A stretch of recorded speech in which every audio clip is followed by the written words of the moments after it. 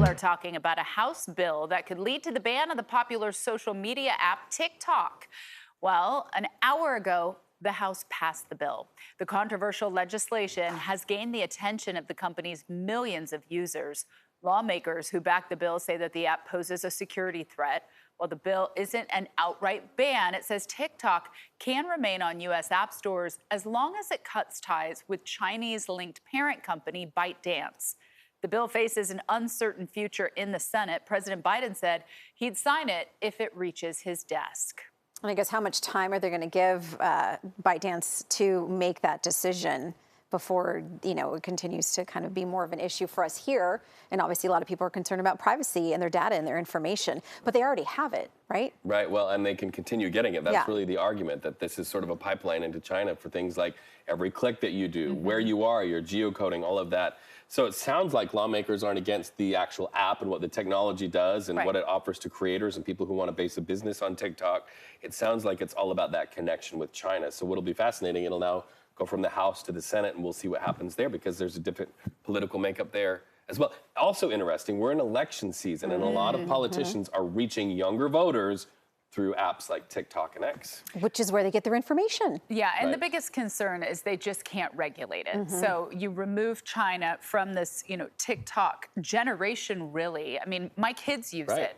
And we're going to hear in a little bit, it's really a form of news for a lot of people, how they get their information. My kids have no idea that ByteDance is the owner of TikTok. What they know is what they see on TikTok, and they believe it, and they're putting in their information, and they have no idea that it's not owned by a company in the United States. Well, let's hear from some of the creators and everyday TikTok users. They've been speaking out against this ban, so take a listen.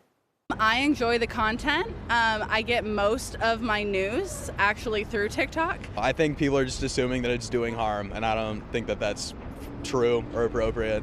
I feel like oftentimes when it's something of this scale, that's going to affect so many people, especially in this day and age with technology being what it is. I feel like usually it gets killed earlier on. I'm surprised actually it got this far. This app is so much more than just an app for dumb TikTok dances. So when I hear these elected officials literally mock and make fun of TikTok and its creators, I'm disgusted. This is a life-changing app. So many people, not only 5 million small businesses rely on it, but 170 million people rely on this app for more than just their livelihood. They rely on this app for their mental health. Well, joining us now to talk about the potential ban on TikTok is CSU East Bay professor Dr. Nolan Higdon. Good morning. I'm sort of remembering what my mom used to say. Just because all of your friends are doing it and going over a cliff doesn't mean you have to as well. There are so many things to unpack here, Professor. I also think about, we are in election season. This is how people who are running for office are reaching that younger base. What say you about what just happened in the House? I think it's, quite a shocking moment. At least for the last 30 or 40 years, most legislation coming out of Congress has been complementary to big tech. This is really one of the first cases where the government is trying to come down or regulate the industry. But of course, the interesting part is that they're not really looking at these problems across the industry. They're only looking at problems of privacy and data sharing and things like that when it comes to TikTok, even though all of these platforms do this.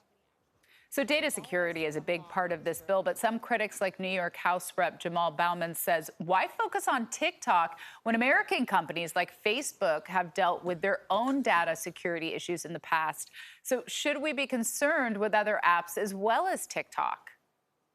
Absolutely. There is nothing free about these supposed free platforms.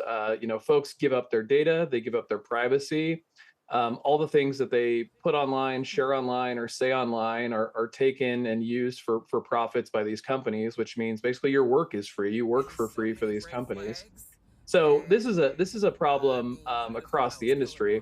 Now, the reason I think TikTok has been the focus of a lot of this legislation is twofold. One, the Republican Party has been pretty hawkish on China. So I think that's why they're focusing on a Chinese company in TikTok. And then I think the Democrats, they typically have not wanted to regulate or come down hard on big tech. But recently they've really been challenged by TikTok, particularly in the Israeli-Gaza conflict. A lot of young people are getting information about that conflict from TikTok. A lot of the information runs counter to what the Democrat Party is trying to do with that conflict. And so I think they see TikTok as also a challenge to their legislative agenda. I mean, we heard one of the creators themselves or users saying they get their news from TikTok. So despite the bill's bipartisan support, the move is really catching a lot of flack from TikTok users and those creators. Now, if this bill does get to Biden's desk, what's next for the people who use the app every day? And let's be honest, there are a lot of people who get a good financial sum of money from using TikTok. They make a living off of it. Yeah, that's, we'll see if it makes it through the Senate. But if it does and Biden signs it, we saw, a couple years ago with Elon Musk purchasing Twitter, how disruptive a change in ownership can be to a social media platform. So I imagine if it's sold, there will be some changes. How large those changes are remains to be seen.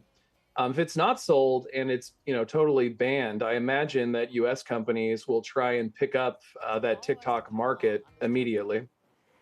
Fascinating conversation. It hits almost everything: politics, national security, international conversations, and commerce and community, right? Digital community. Dr. Nolan Higdon, we thank you so much for being so responsive to our call to appear on our broadcast this morning. We consider you a friend of our broadcast, and we're so grateful for that.